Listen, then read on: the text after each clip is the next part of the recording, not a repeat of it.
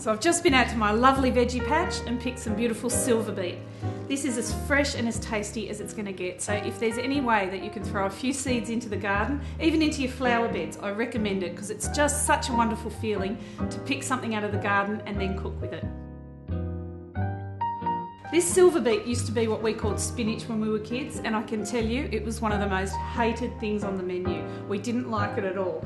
But I'm going to create a dish today using this that I think is really tasty. It's ricotta and spinach cannelloni.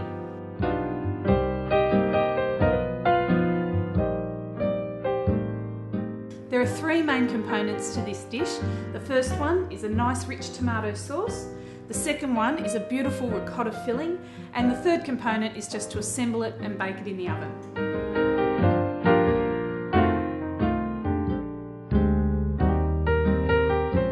So this is the most basic form of a tomato sauce. I'm going to be putting the onion and the garlic into my filling, so the sauce is only going to have some sugar and salt and a bit of oregano.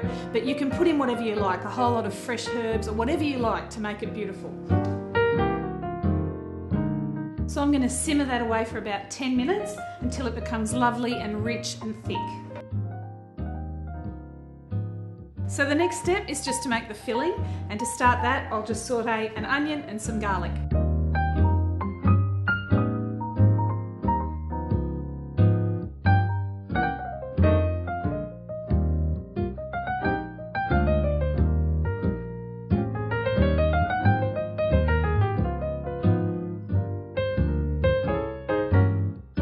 For the silver beet, I'm only going to use the lovely green leafy part, and I'll keep the stalks for some soup because I don't want to waste any of this beautiful vegetable.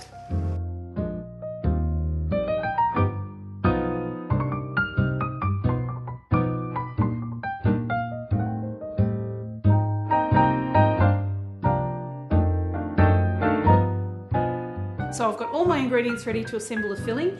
This is 500 grams of ricotta. I've got my silver beet, some parmesan.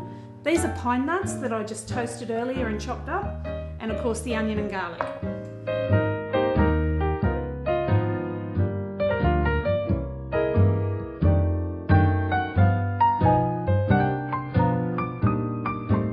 I'm ready to assemble it. I'm going to start by putting half of the tomato sauce into the bottom of the baking dish, then I'm going to roll up the cannelloni.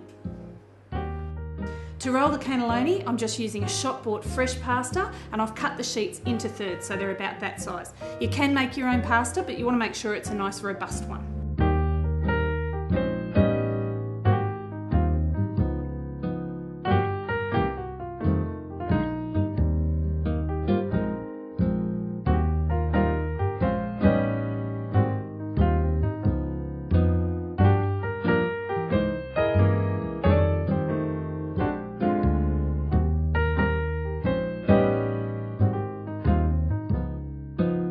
I'm going to smother the whole thing in mozzarella cheese. So we've got Parmesan cheese in here, ricotta cheese and mozzarella cheese, because there's no such thing as too much cheese.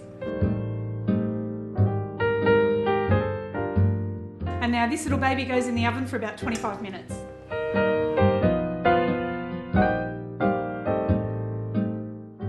It smells like it's done. It smells like lunchtime.